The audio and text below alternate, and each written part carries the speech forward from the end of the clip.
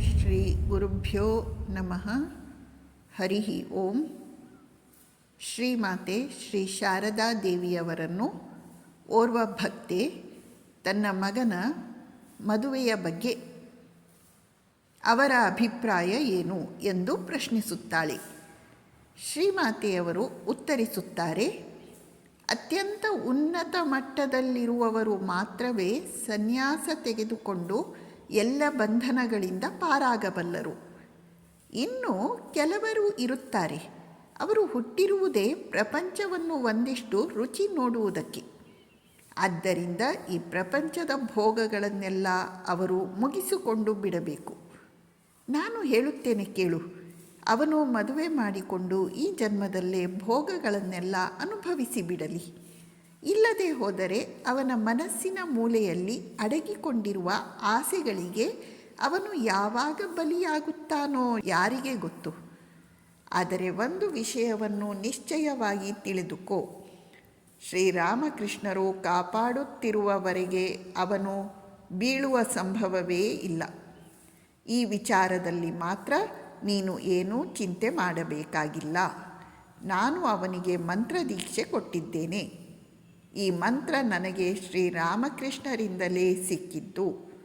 ಈ ಮಂತ್ರದಿಂದ ಸಿದ್ಧಿ ದೊರೆಯುತ್ತದೆ. ಅವನೆಂದಿಗಾದರೂ ದುಃಖ ಅನುಭವಿಸಲು ಸಾಧ್ಯವೇನು?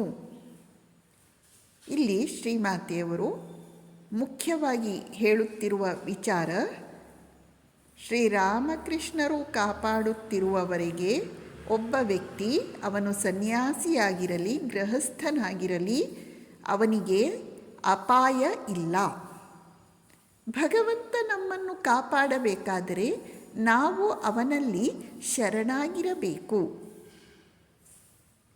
ಮತ್ತು ಇಲ್ಲಿ ಯಾವ ಶಿಷ್ಯನ ಬಗ್ಗೆ ಶ್ರೀಮಾತೆಯವರು ಮಾತನಾಡುತ್ತಿದ್ದಾರೆಯೋ ಅವನು ಮಂತ್ರದೀಕ್ಷೆಯನ್ನು ಪಡೆದಿದ್ದಾನೆ.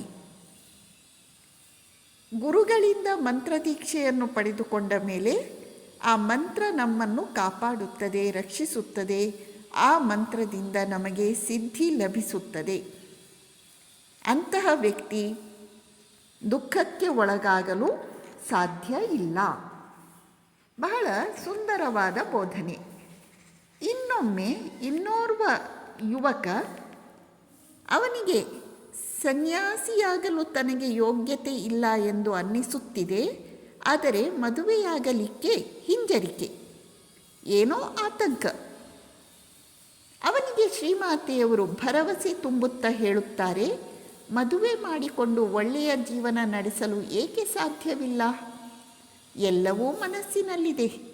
ಶ್ರೀರಾಮಕೃಷ್ಣರು ನನ್ನನ್ನು ಮದುವೆ ಮಾಡಿಕೊಳ್ಳಲಿಲ್ಲವೇ?